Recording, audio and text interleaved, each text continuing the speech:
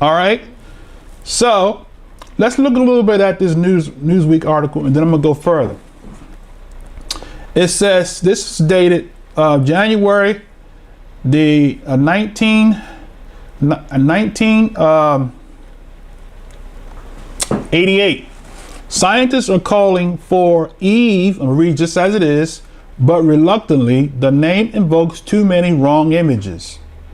The weak-willed figure in Genesis, the milk-skinned beauty in Renaissance art, the voluptuary gardener in Paradise Lost, who was all softness and meekness surrendered and waist length, gold tress, the scientist Eve, subject of one of the most provocative anthropological theories in a decade, was more likely a dark-haired,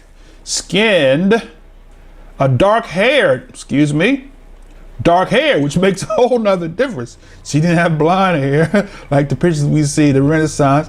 He said, this is Newsweek writing this. This is not an angry black man.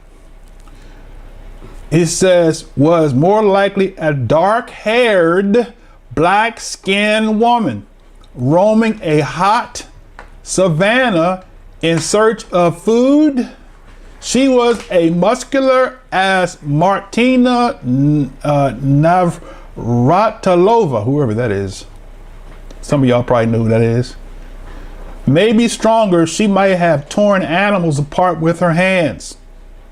Although she probably preferred to use stone tools, she was not the only woman on earth, nor necessarily the most attractive or material.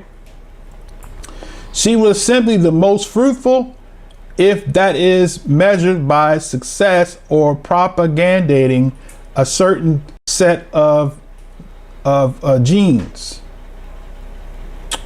Okay. Hers seem to be all humans living today. Look at that.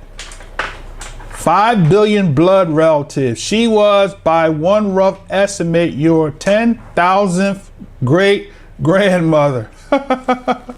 So these scholars is telling you that the mother, in this particular part here, Kawa, who they call Eve, is the 10,000th great grandmother to every living individual on the earth. How you like that? Imagine that, right? When scientists announced their discovery of Eve last year, once again I repeat, this is 1988, they rekindled perhaps the oldest human debate. Where did we come from? They also, in some sense, confirm a belief that existed long before the Bible. So now, for those of you that say, okay, that don't believe in the Bible, the scientists is saying, the scientists don't believe in the Bible. They're saying that she predated the Bible, okay? Now, you can pick and choose whether you want to accept that the earth was 10,000 years old or even more billions of years old, as some of the theories are out there. Or you can just, if you want to just keep it 100 and just say, well, I'm gonna stick with the biblical time and say, okay, the earth is not that old, so I'm gonna stick with still. The reality of the matter is scientists is saying that this one black woman, right, was the first. All right, scientists announced their discovery of Eve last year. They rekindled perhaps the oldest human debate, where did we come from? They also, in some sense, confirmed a belief that existed long before the Bible. Versions of Adam and Eve's story date back at least 5,000 years and have been told in cultures from the Mediterranean to the South Pacific to Americas. The myth makers spun their tales on the same basic assumption as the scientists, that at some point we all share an ancestor.